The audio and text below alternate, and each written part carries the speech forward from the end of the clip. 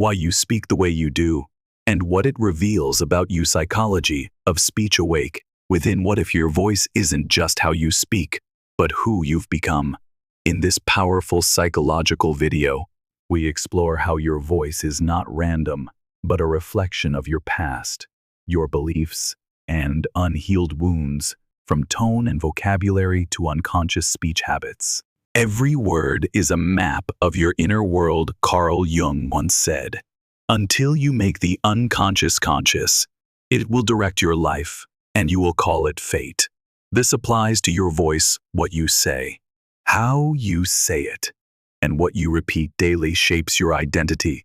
We'll dive into linguistic conditioning, tone psychology, self-talk, and how to break old patterns to create healing, because your voice isn't just for others to hear, it's for you to return home to yourself. Words, the invisible gateway into your mind. Imagine every word you speak as a thread silently weaving the invisible portrait of yourself people often see. Language as a tool for conveying information, but on a deeper level. It's a complex psychological map where the subconscious, emotions, and past experiences converge into sound, the words you choose, your tone, even the rhythm of your sentences. They all carry the imprint of what you've lived through, who you've met, and wounds you've never dared to name. Others may not see your inner world, but they can hear it through your voice. A simple sentence can reveal insecurity, past judgment, or even loneliness you haven't yet recognized. And here's the powerful truth. You hear yourself every day too. The brain doesn't distinguish between words spoken to others and those spoken to yourself, which means every time you say, "I'm not good at this," you are reprogramming your self-belief, even if it's just a passing comment. But if you're mindful enough to listen to yourself, you'll realize that words are not just reflections, they're also opportunities for healing. They are a doorway back into the psyche, where you can choose a different phrasing, a different tone, and begin rewriting how you speak to yourself. The voice doesn't start at the lips. It starts from within. And from that place, the journey of self-awareness, connection, and authenticity begins. You don't speak randomly. Your voice is shaped by a deeper system. No one speaks completely at random. Your voice, your word choices, the way you hesitate or assert yourself, these are all results of a complex system shaped early on since childhood. You've learned how to speak by listening to your parents, teachers, friends, TV, social media, and whether you remember it or not. Every phrase you heard became a template for how you'd later react, express, and present yourself.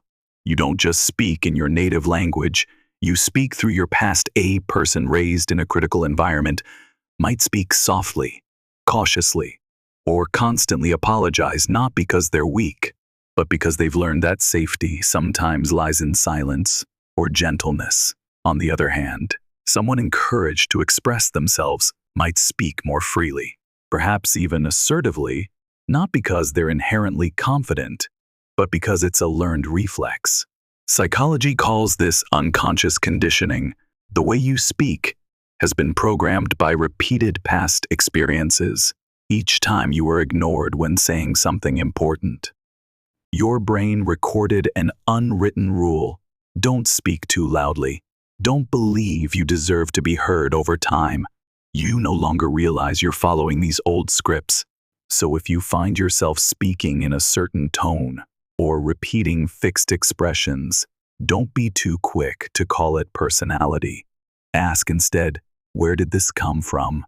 Is it serving me? Or is it limiting me? You are not just a product of your environment, you also have the power to rewrite your voice. When you realize this, you stop speaking out of habit and start speaking consciously as someone stepping into healing and self-mastery. The leaks of the subconscious, when your voice betrays what you hide. Have you ever felt that what you said didn't come across the way you intended? or tried to sound strong, but your voice trembled, cracked, or faded. That's not a failure in expression, it's your subconscious speaking up. In psychoanalysis, the voice isn't solely governed by the conscious mind, it's also where the unconscious leaks out what you don't want to show. Unprocessed emotions, unspoken memories, they all emerge in the way you speak. Often without your awareness, someone may say assertive words, but a quickened breath, repetitive phrasing, or darting eyes will reveal the anxiety they haven't faced. Your voice may betray you, but not to harm you. It's inviting you to listen. Hesitations aren't weaknesses. They're signals. Every unusual silence, every unconscious repetition carries a message. Something within you needs to be heard and has long been neglected. Remember, the subconscious doesn't speak directly. It uses expressions, emotions, and sometimes the very breakdown of speech. When you say, "I'm fine" in a rushed voice, or "it's nothing" in a flat tone, it may be how you're hiding pain to avoid being hurt again. But those leaks, if you're brave enough to notice, can lead you back to your most authentic self. Healing doesn't begin with perfect silence. It begins with listening to the cracks in your voice. You don't need to hide or fix what you're expressing. Let your voice become the map guiding you to the forgotten parts of your soul that are waiting to be healed. Because sometimes, what you're hiding the most is exactly what needs to be heard. The words you choose, a map of your inner world and your bond with the outer one. Every word you utter carries more than meaning. It holds a trace of your inner world. Some people say, "I" more than any other word. Others always begin with "we." Some habitually use negative words like hopeless, awful, or "I hate this" as part of everyday vocabulary, and others speak softly, tenderly, even when discussing painful topics. These choices aren't random. They're a map shaping how you think, feel, and relate. People who frequently use personal pronouns like "I," "my," and "me" tend to be highly introspective, viewing the world through a self-focused lens, sometimes leading to isolation. Meanwhile, those who say "we" together, everyone, often have stronger social bonds. They express experiences as part of a collective. But more importantly, notice how you describe yourself when you often say, "I can't do this," "I always forget," "I'm bad at that." You're defining yourself by limitations. And tragically, your brain believes you. The language you use replays in your mind like an unconscious affirmation, gradually becoming a lived truth in how you treat yourself. Conversely, if you begin shifting your vocabulary not with false positivity, but with honest, hopeful phrasing, you're creating room for growth and healing. Instead of "I suck at this," try "I'm learning to do this better." It may sound minor, but changing your words changes your cognitive structure. It's how you step out of self-imposed limits and into potential. Words are the compass of the mind. The direction you speak determines the path you walk. Observe your vocabulary like someone studying a map, because within a single phrase, you might uncover something about yourself you've never seen before. And from there, the journey to self-understanding and deeper connection can truly begin.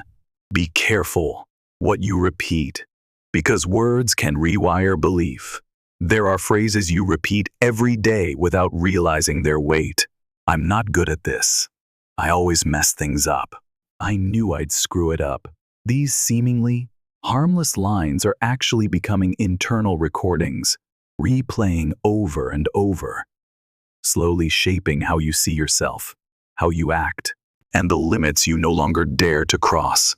Psychology calls this a self-affirming belief. When a message is repeated enough times, it bypasses rational thinking and becomes embedded in your belief system. That's why you might be intelligent and talented, yet still feel not good enough. Not because it's true, but because you've heard it from yourself too many times. The phrases you repeat are like seeds planted in your mind. If negative, they grow into fear, hesitation, self-doubt, but if positive, not artificially so, but truthfully directed, they can become the strength that helps you rise beyond limitation. For example, instead of saying, "I can't speak in front of people," try, "I'm learning to get better at speaking in front of others every day." This reframes your identity not as something fixed and deficient, but as something evolving. That small shift may mark the difference between retreat and progress. And the most important thing is this: your brain is listening to you every day, not others, not society you. So what are you saying to yourself? Are your words helping you grow or keeping you stuck in the shell of old fears? Words can be chains or keys, keys that open a stronger, calmer, and more empowered version of yourself, one that believes it deserves to live a life unbound by outdated scripts, once mistaken for truth. Starting today, choose each word as if you're choosing your path, because you are. The same words, but tone can turn them into love, sarcasm, or rejection.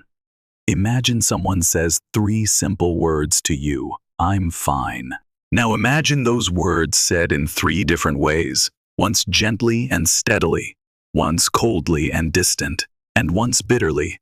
The words don't change, but the feeling you receive is entirely different.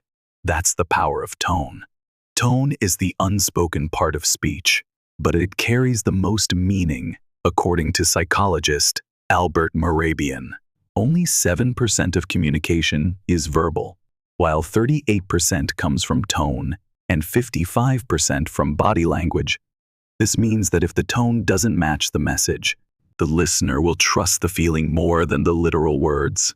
You can apologize, but if your tone is cold, the other person may feel more hurt than comforted. On the other hand, a clumsy word of encouragement spoken with sincerity can begin to mend a broken heart. Voice doesn't just deliver information, it delivers emotion. And emotions are what people remember far longer than words. Tone is also where the unconscious speaks loudest. You might say, "I'm fine," but if your voice is rushed, shaky, or unsteady, people will sense the pain you haven't dared to admit, like small cracks on a surface. Tone reveals what you thought you were hiding well.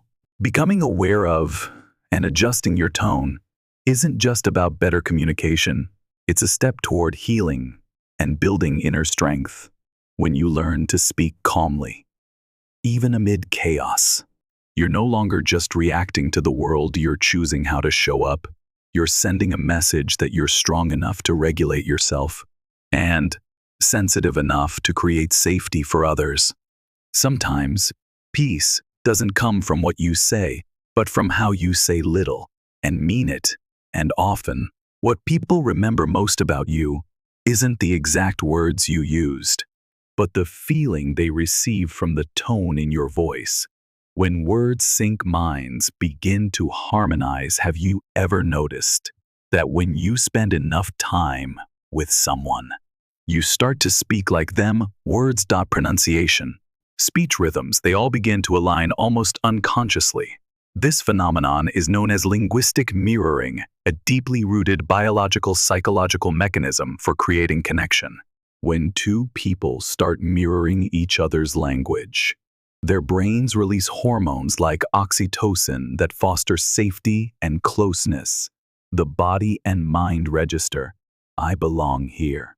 That's why people who can sync their tone, pace, and vocabulary with others are often described as likable, understanding, or magnetic. This doesn't only happen in close relationships and work settings, social interactions, or even brief conversations. Your ability to tune in to another's speaking style can open doors that logic and reason alone cannot. Others may not remember everything you said, but they'll remember the resonance they felt when speaking with you. However, mirroring doesn't mean losing your individuality. It's the art of building a bridge not dissolving yourself into someone else. What matters is choosing when and with whom you mirror, not to please, but to understand and be understood. From a healing perspective, this is a powerful tool. When you listen with an open heart, then gently mirror someone's pace or tone. You're saying, "I see you, I'm here with you." For someone who has felt unheard or wounded, linguistic mirroring isn't just technique, it's an act of emotional restoration. And you can use this with yourself, too. Try recording your voice when you're tired, and compare it to how you sound when you're joyful or calm.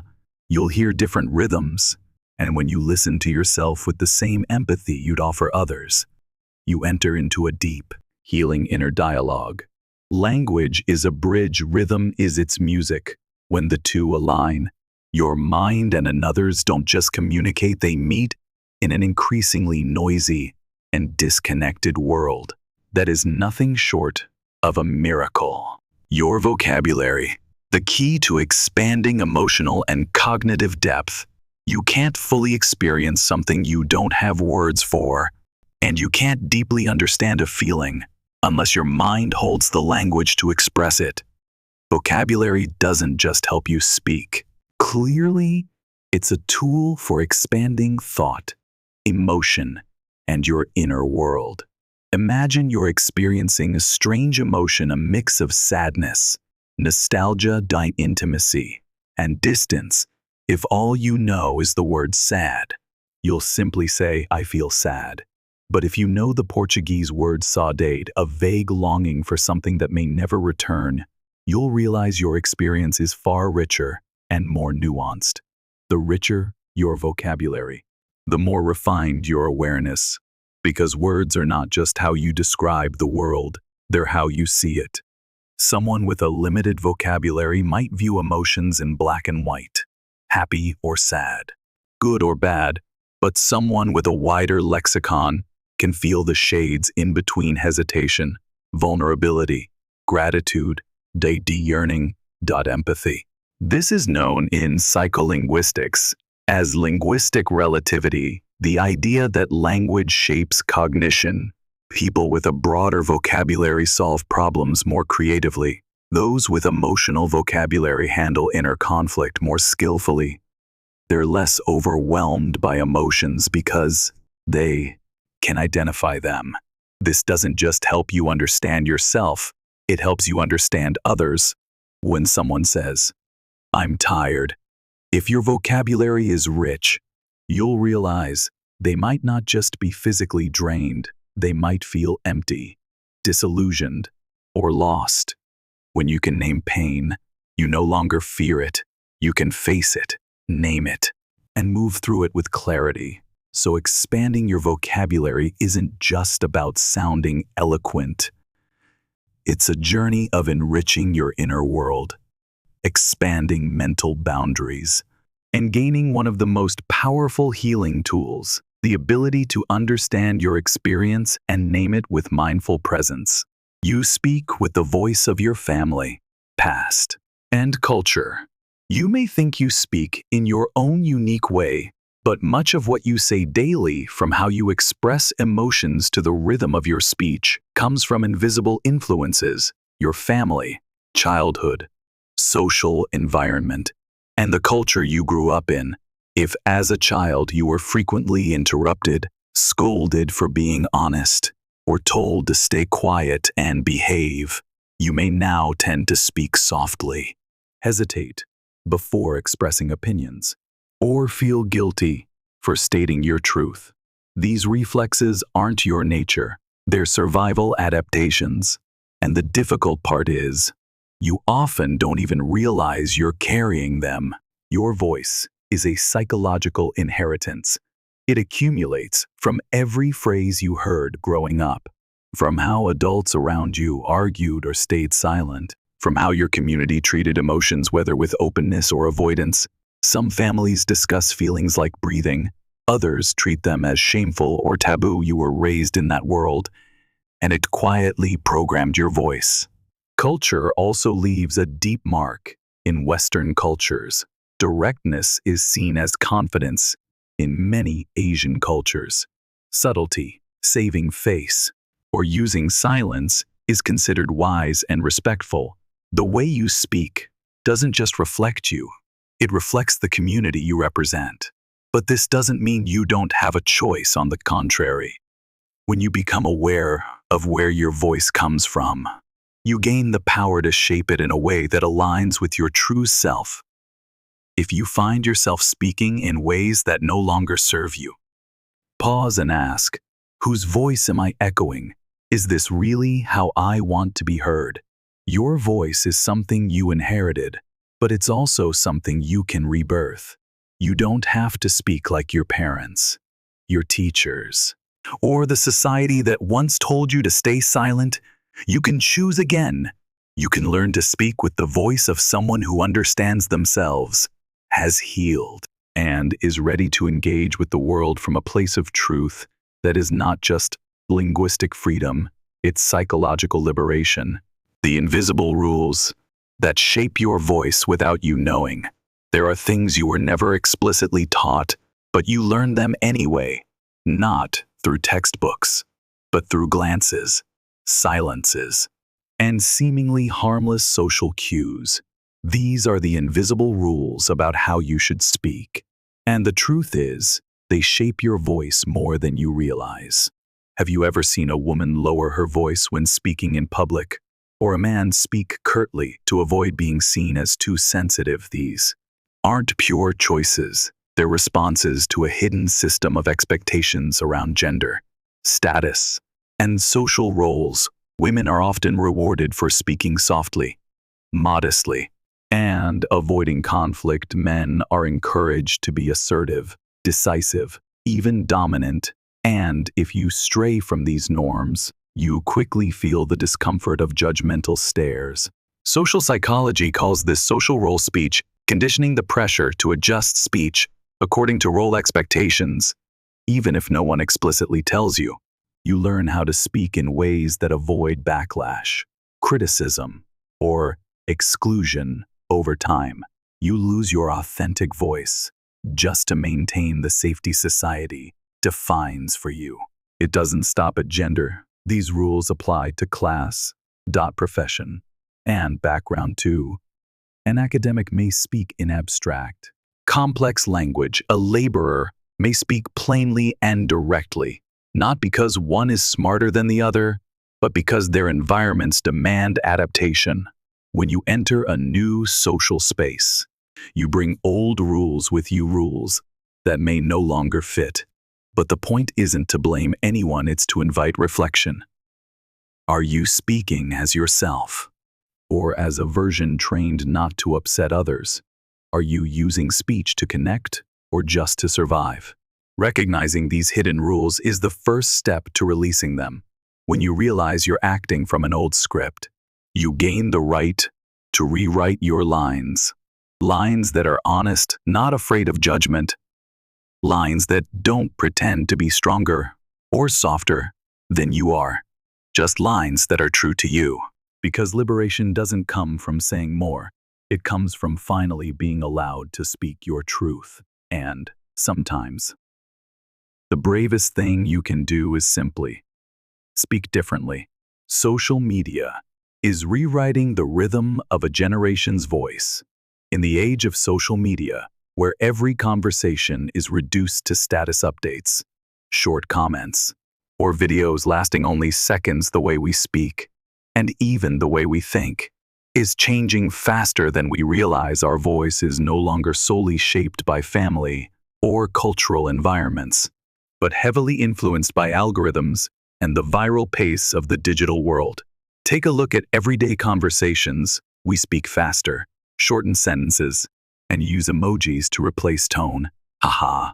And equals are no longer just symbols. They are redefining how we express emotion, which was once conveyed through vocal tone and inflection. As communication becomes decontextualized, the true voice loses its place. The digital environment also reduces our tolerance for silence, a key part of real connection. When you're used to instant replies, where even a few minutes of being seen without response causes anxiety, You carry that urgency into your real-life voice.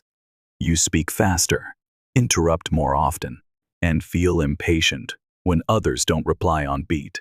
This deeply affects our ability to be present and to listen. We lose the slowness needed to truly absorb a sentence, to pause and understand the emotion behind the words, and most of all, we forget that a meaningful message requires not just the right words but the right rhythm, and rhythm cannot be rushed. A generation raised online now carries a hybrid voice, part real, part digital. They speak their native language, but are also shaped by memes, YouTube, TikTok, clipped conversations, and algorithm-generated patterns, and if they're not careful, they will slowly lose the ability to speak and listen authentically. But technology is not the enemy. The key lies in awareness. When you realize that social media's speed is affecting your voice, you can adjust. You can pause before responding, emphasize a word, to let emotion be heard, choose to tell a story instead of rushing to a conclusion. Because the real voice does not follow algorithms. It needs space. It needs a slowdown to remember that we speak not just to reply, but to reach. And when you keep your own rhythm in a digitized world, you're not just preserving your voice, you're preserving your humanity. You are creating yourself. Every time you speak, your voice doesn't just reflect who you are, it creates who you are. Little by little, every sentence you speak is an act of self-definition, who you sound like, what you affirm, and what beliefs about yourself you're living by. When you repeatedly say things like, I'm not sure, I don't know, I'm really bad at this, those stop being mere statements and start becoming quiet self-affirmations. You're training your brain to believe you're inadequate, incapable, or undeserving. And over time, you begin to live exactly as you repeat. On the other hand, if you change your words not with fake positivity, but with truth that has direction, you begin redesigning yourself. I'm learning this. I need time, but I'm making progress. Such statements open space for growth and inner strength. You might not change your circumstances right away, but you always have the power to choose how you speak about them. And when you choose differently, you're not just changing how others perceive you, you're slowly, steadily recreating yourself through the conscious power of language, learning to speak again to yourself. After words that once wounded you, there are words you heard as a child that still echo in your mind whenever you make mistakes, fail, or simply try to express yourself. You can't do that. Don't be a bother. Shut up, no one cares. Words you thought had passed long ago, but in truth, they've stayed, like invisible shadows clinging to your voice. And then, you begin to repeat them. No one has to say them anymore. You keep saying them to yourself. That isn't your true voice. It's the echo of unhealed wounds. But you can stop, and you can begin to speak to yourself in a different way, a gentler voice, a truer voice, a fairer voice, not fake optimism, just honesty. I used to believe I wasn't enough, but now I'm learning to believe again. Healing begins there with a new sentence, spoken to yourself, from the place that was once hurt. And when you change that internal voice, you stop living inside old echoes. You begin creating a new space within a space where you are heard, trusted, and allowed to be yourself. Listening isn't just with ears, but with the lonely heart of the one speaking. In conversation, we often think we're listening, but most of the time, we're just waiting for our turn to speak. We hear the words, but we miss the most important part, the emotion behind them. Some people talk fast because they fear being interrupted. As they were in childhood, others repeat a point, not because they lack ideas, but because they've never truly been heard. Some go silent when they need help, because the past taught them that emotions are weakness. True listening isn't outer silence, it's inner presence. It's when you stop interpreting, stop judging, and genuinely place yourself in the other person's experience. It's when you don't just hear what they say, but also what they haven't yet been able to say. Listening like this is not easy, but it's a gift you can give to others and to yourself. Because in a world increasingly fractured, the most profound act isn't a clever reply, it's silent empathy. And sometimes, all it takes is one person who listens with their heart. One person who sees the loneliness behind the words for healing to begin. Your true voice is what you find when you're brave enough to be yourself. No one teaches you how to have a true voice. Society teaches you how to speak in a way that's acceptable, likable, and over time, you grow used to saying what you should say rather than what you truly feel, what you truly mean. But a true voice isn't louder, it isn't sharper. It's the alignment between your inner feelings and your spoken words. It's when you no longer tremble for fear of being misunderstood. It's when you no longer fake strength to earn approval. It's when you dare to speak a truth even knowing it might be rejected. That voice only comes back when you're brave enough to stop performing, when you choose to live by your truth, not by what others expect of you. And when you speak with your voice, not copied, not filtered, not aimed to please, that's no longer just speech. That is the deepest freedom you can ever give yourself. Every word you speak is a step toward coming home to yourself. Your voice is not just sound, it's memory, belief, pain, and a longing to be understood. All your life, you've learned to speak in order to be heard, to be accepted, to survive. But at some point, you realize it's time to stop speaking just to live and start speaking to be yourself. That journey doesn't begin with perfection. It begins with awareness, when you realize the voice you're using may no longer be your own. And then you choose again. You choose each word, each rhythm, each feeling with truth and kindness toward yourself. Because in the end, it's not about whether your voice is beautiful. It's about whether it's real. And when it's real, it reaches hearts. When it's real, it heals old wounds. When it's real, it sets you truly free.